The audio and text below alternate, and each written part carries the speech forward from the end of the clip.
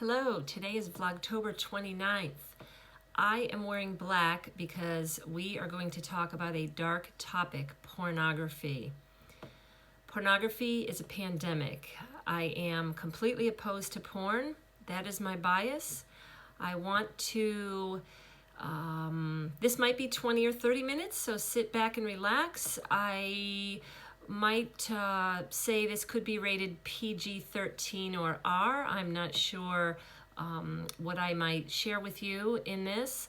I can tell you pornography sometimes triggers PTSD in me because I know, not personally, I was not in the porn industry, but I do know how damaging and destructive it is. And it's a very difficult topic. I'm going to share it because it is not healthy to have pornography in your marriage. That is my experience. That is what the research that I have looked into reveals. So what I want to talk about is my exposure to pornography. I want to talk about something during my college years where I had an opportunity to listen to Linda Lovelace Marciano's personal story. She was, quote unquote, the porn star of the 1972 revolutionary porn movie titled Deep Throat. I want to talk about a letter I wrote in 1990 to a commandant of a school I was attending as an Army officer. And then I want to share with you some statistics and give you a couple people's names and titles of some videos you might want to take a look at. So, what was my introduction to pornography? I can remember when I was born in 1962, so perhaps when I was 10 years old, my family was driving. I grew up in the Hartford, Connecticut area, and we had a family drive on a Saturday or a Sunday in the city of Hartford, and we drove by a theater, a movie theater. I can't remember what it was called, the Webb or the Webster, something. And these men were letting out, exclusive men coming out of a film. They had these trench coats on, not all black and dark, maybe beige, brown. They came out, they put their trench coats up to their face, pulled their hats down, and it was kind of like they didn't want to be seen. And I looked over and I'm like, oh, what's that?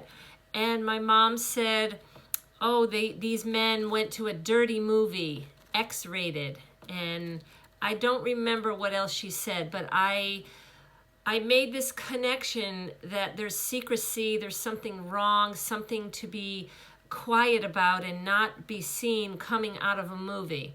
That was one.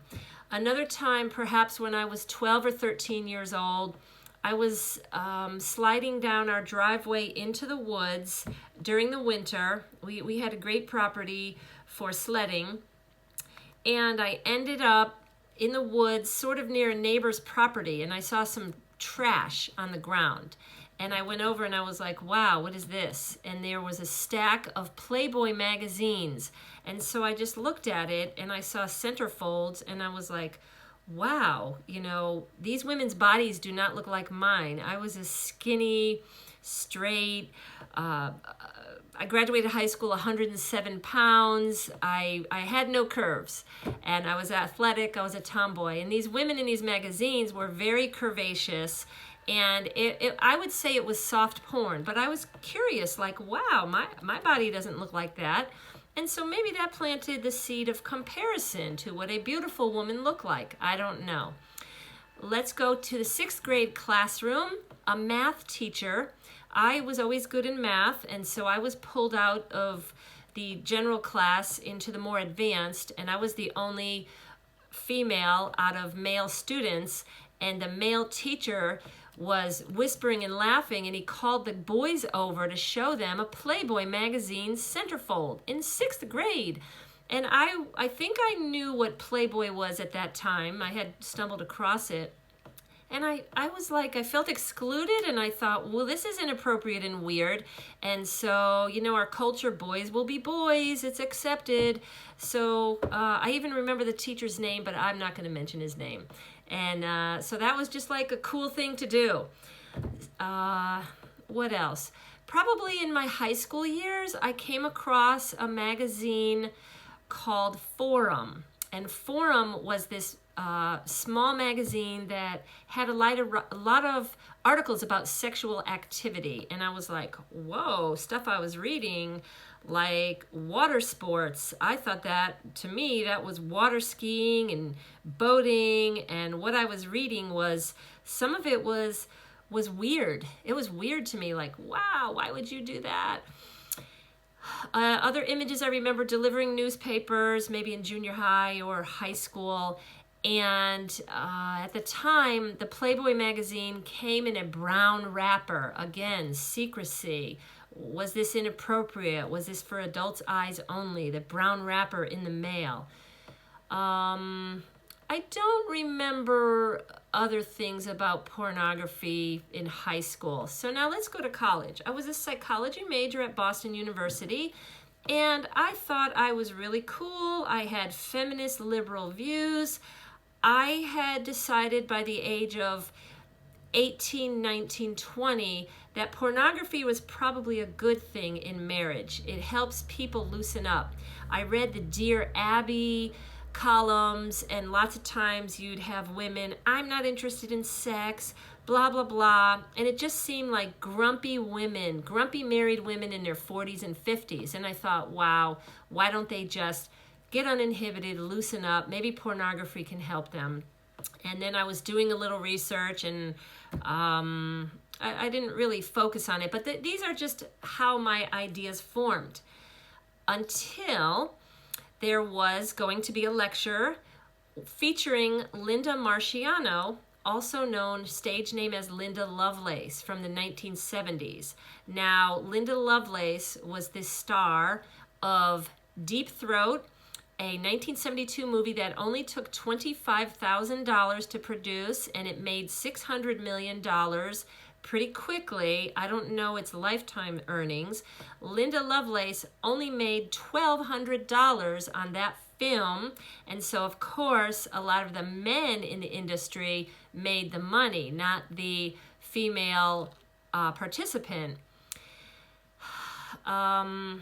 So there was going to be this lecture, and as a psychology major, I thought, great, there's going to be psych majors, sociology majors, people who care about the culture here, maybe some activists, maybe some people who thought like I did, like, yes, pornography is good for our culture. And I show up to the lecture, and it was a full, sold-out, packed auditorium. Can't remember exactly where it was held. This was probably 1982, let's say 10 years after the film came out. Well, I looked around the audience, and it was probably a 5 or a 6 to 1 ratio of guys to girls. The male students were there to get a little sneak peek at this porn star. I would assume they were pornography users, just feeling titillated from being close to the porn star of Deep Throat. I would think almost everybody in the audience saw the movie. I'm not sure if I saw it at that time. I don't know, probably. Well, Linda Marciano's story was this. She was not from high economic means. I'm not sure exactly what her past was, but she found herself married to this guy named Chuck or Charlie Trainer, and he got her involved in the movie. She pretty much, in the course of 2.5 weeks, I think they shot the movie, and that's all that she did in the porn industry. She was not in other films. She describes her ordeal as rape against her will, held in a room, had to do these scenes. Now, I don't think a gun was held to her head to force her to do this movie, but there was coercion, there was force. She did say that there were a couple of rape scenes, and if you look on such and such a scene, you'll see in the inside of my legs and my thighs black and blue marks. So there was some beating that went on. So it was not glamorous. However, she was paraded around for several months afterward, public appearances to promote the movie, and all of the celebrities, our entire culture really thought, oh, this is cool. This is going to make sexuality equal to women and not just men. We're breaking down the barriers. We're really opening up. It's doing great things for our culture. Well, her story horrified me. I'm like, wow. And I hate to be judgmental, but in the movie, she was very attractive. 10 years later, she was kind of dumpy looking. She was very overweight. Hair was just straight, glasses. She did not look like the porn star of 10 years ago. She was married and to a guy with the last name Marciano, and he was there, and they introduced him, and he comes walking down the aisle. Very ordinary looking guy, bald. They had been married 11 years at this time. I don't know, because if she made the movie. Anyways, I know they had at least 1 or 2 children. And she went on to live a somewhat ordinary life of modest means. She did not make a lot of money. She ends up dying in 2002 in a car accident. And at the 40th anniversary of the film, the porn industry reached out to her daughter and said, hey, do you want to pose for the centerfold? Do you want to be involved in our 40th year celebration? And the daughter was absolutely not. It brought crap to my mom's life, and it's just a horrible, no, I am not interested in being involved in pornography in any way whatsoever. So that is my story, probably a turning point of my view of pornography, that it was not this glamorous thing. Okay, so let's fast forward a little bit to 1990. I was an Army officer. At the time, there were about 10% female Army officers, and I had this opportunity in one of my jobs to attend training at Patrick Air Force Base in Melbourne, Florida. It was called the Defense Equal Opportunity Management Institute, DEOMI, and it was Equal Opportunity course. So for 2 weeks, this was great because I lived in New York State at the time, and I was involved in the National Guard. And for 2 weeks in January or February one year, and then for 2 weeks the following year, you would become certified in equal opportunity for your unit. And equal opportunity focused on not only on race, but male-female. And I just remember those two were the main topics that we covered. So I go to the Army and Air Force Exchange store, AFES, and I notice a lot of things. Here we are learning about respect for the races, for the sexes, and what do I see? I see Playboy, Penthouse for sale. I see many postcards that showed everything but the woman's nipples. You know, she pretty much was hanging out, all curvaceous. Objectification. It was not just a sexy postcard. You see things lined up, and it objectified women and men. Attractive men with like a sock stuck down his little Speedo bathing suit, you know, showing his muscles and all this. And so I decided I'm going to write a letter to the commandant of the school, a full colonel, 06, and I decided to write this letter. I spent about a day looking for this letter. One day I'll find it and I'll read it. And I was a captain at the time in 03, and I decided to just take the risk and write him a letter. Dear sir, here I am at the Equal Opportunity course at DEOMI, and I notice that we are trying to learn respect here, and that the AFES has a lot of sales of derogatory material that seems to objectify women. So I want to ask you to consider whether this is appropriate to sell to all of our service members in your stores. And I wrote the letter. I told my teacher of my class, oh, I'm sending this letter. And he's like, oh, okay. So maybe about a week later, I get the letter back. And my teacher couldn't believe it. My teacher was a male. He was an 04, a major. And the letter basically said, shame on you, Captain. You took an oath That means to support and defend the freedoms of this country and the freedoms for people to buy and look at whatever they want, pretty much in the privacy of their own home, blah, blah, blah. I don't think that this is very becoming of an officer, and pretty much I should be ashamed of myself, or shame on me. No, I've got it wrong. And I'm like, whoa. And I showed my teacher, and my teacher was shocked because he agreed that it's inappropriate material, that it is, he does agree with me that it does objectify people. So, what did I do with that? I did nothing, and I just thought, that's our culture. Now, perhaps we should now talk about this topic, to each his own, right? That is what our culture feels about pornography. Well, if you do it in the privacy of your own home, you're not hurting anybody, right? It's just going into your mind, and you're not acting on anything, so it's okay, right?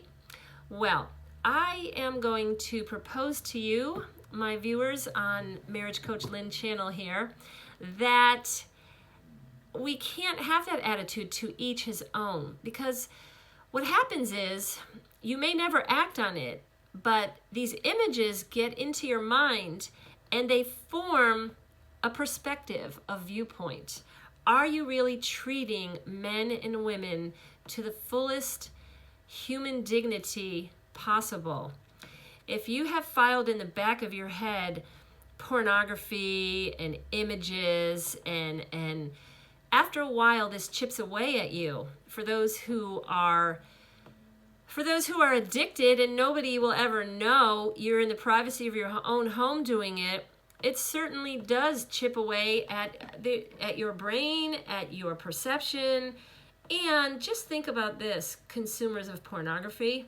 Somebody's daughter, somebody's sister, perhaps even somebody's mother is engaged in pornography. And do you know some of the statistics and some of the background that goes into this? Well, the average porn actress is only going to be acting for 3 months, and then she gets out of it. The money that they make, sometimes they are paid per action. The more strange and extreme sexual act that they perform, the more hundreds of dollars that they get for that act. And sometimes to cope in the porn industry, oftentimes to cope, they turn to drugs. They just have to inebriate themselves. It's really, pornography has become very sick. It is not just this soft porn stuff. And I want to mention a woman's name to you, Gail Dines. You can friend her on Facebook. You can see what kind of work she has done. She's considered an anti-porn activist. She's a radical feminist who has done research and has devoted many years of her life to the pornography activism. She's spoken around the world. Please take a look at her Tedx talk. The title is Growing Up in a Pornified Culture. She also wrote a book called Pornland, and there's a fascinating YouTube, probably a 1-hour lecture that will just, you will be shocked at what you see and how far and how disgusting pornography has come. So let's see, what porn, a public health crisis, is the title of one of her lectures. So please take a look at that. She holds nothing back. She really tells it like it is. Other problems with the porn culture are former porn actresses joining this movement called the Pink Cross. And in Los Angeles, there are various gynecologists who deal exclusively with women in pornography, and they will tell you these women's reproductive health just get messed up after just months of being in the movies. So when you watch porn, let's just say you watch it for free. You're going around, you're hitting buttons. Well, somewhere along the line, there's a database keeping track of porn users, porn watchers. The more you watch, guess what? we need to have a supply. The more there's a demand, the more there's a supply. If you keep demanding it, there has to be somebody somewhere supplying it. So if you're involved in porn or you know somebody, I hope that you will take a look at some of these resources and Google a little bit to see how harmful it can be, and it is. And so I've talked about a few of my experiences with porn. I've shared with you Linda Lovelace Marciano's story. I've talked about my military letter that I wrote. And so now at this point, I'd like to give you some statistics. And let us see here. I have, first of all, do you know that the porn industry in the United States alone is a $16.9 billion industry? Just think about that money and what it could go towards. Every second, almost 30,000 users are watching porn on the internet. Every second, $3 million? No. Okay, I'm sorry, I can't see where the decimal point is. Anyways, there's a lot of money being spent on the internet. And let me look. Probably $3,000 is being spent on porn on the internet every second. Every second, 372 people are typing the word adult into search engines, I think looking for porn. 40 million Americans regularly visit porn sites. 35% of all internet downloads are related to pornography. I want to talk about a video I watched talking about happiness, the different levels of happiness. Level 1, pleasure. Pornography brings pleasure. But you know what? It's not a really deep, good pleasure. It's momentary, moment to moment. Okay, so I've talked with different men in the past, and I suspect, I haven't done the research on this, I suspect that, and here's where I would say this could be rated PG-13 or R or whatever. I suspect that men who do porn are doing it to get off, to have an orgasm.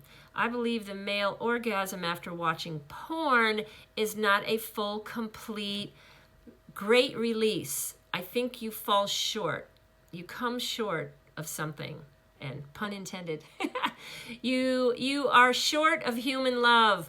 Sex within a loving, committed marriage probably will tie together physical pleasure, emotional pleasure, a purpose, a better orgasm. So just think about that, and really how you go after the dopamine hit in the brain, and you do it today, you do it twice today, you got to do it again tomorrow, you got to look for it again, and what begins as soft porn escalates.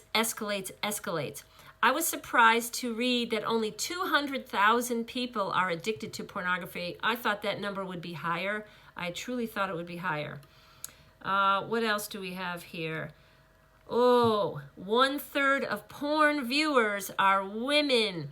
That is disturbing. I heard that years ago, about 7 years ago. I was looking at pornography statistics, and that's probably stayed about the same. Now, who are those 1/3 of porn viewers women? Are they the men? Are they the partners of the addicted men? Why is it that women want porn? And do women notice the degradation and objectification that is going on when they're watching the particular pornography that they're watching? If they do, I hope they will drop away from that and stand up for themselves and not go along with it. 1/3. All right, my philosophy is men are easier aroused than women in general. Men in general have a higher sex drive than women in general.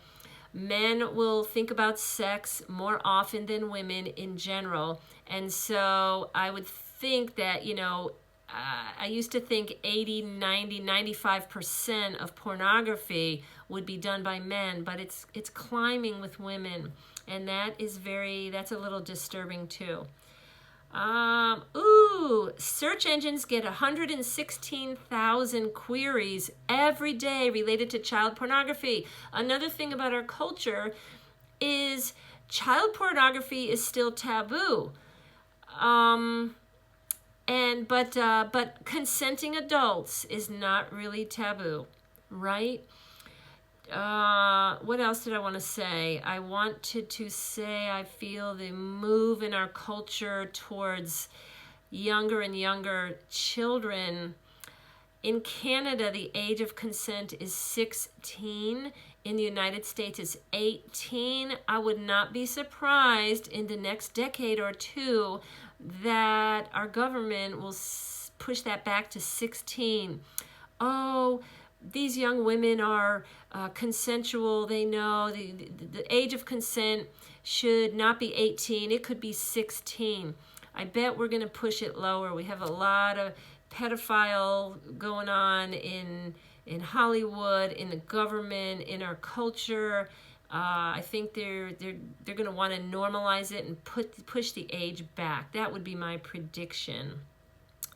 Again, parents have done well with trying to screen their children from internet exposure to porn, to young boys, 10, 11, 12, 13. These images that come across can be very disturbing for people who all of a sudden see something really graphic. It can be very traumatic and shocking. And so I'm really glad that parents are doing more to try to shield their children from porn.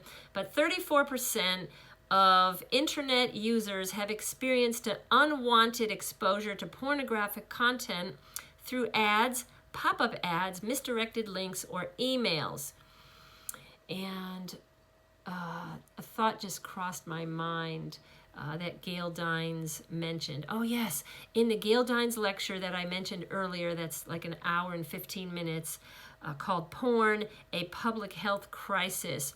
She talked about the idea that technology, the main reason we have technological innovations is the pornographers put a lot of money behind it to try to get more porn. Isn't it easy to just take your phone and be sitting in a public place looking at porn, put it away, versus in the 1970s when I was a young girl who saw these men walk out of this theater. First, they had to physically go to a theater or park their cars around the back to some of those, the Blockbuster or the video rental houses. Remember, they had the X-rated movies in the back. Now I don't think we call them X, double X, triple X. I think we've softened that and we just call it NC-17. No children under 17. Well, ladies and gentlemen, a lot of this information is getting out easily and freely to everybody. It's anonymous and it's prevalent, and what it does is it chips away, it erodes the normal, healthy male-female love relationship. This is what pornography does. It absolutely does this. And 7 years ago, I thought that, I put the statistic out there that up to 60% of marriages that end in divorce have pornography as an element or a factor that has been going on in the marriage to one extent or another. Husband regularly looked at it. Husband might be addicted for whatever reason. Pornography is involved, but now it is 68%. Okay, so if you talk to a woman who's married to a husband who's addicted to porn, they're going to give you a whole different story. They are not going to tell you porn has helped them. Porn is not normal. It's fake. It's fake. It's all fake.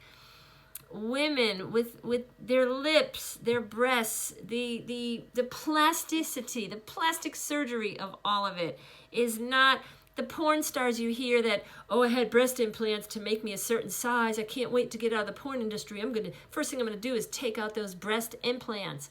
So just stop it, really.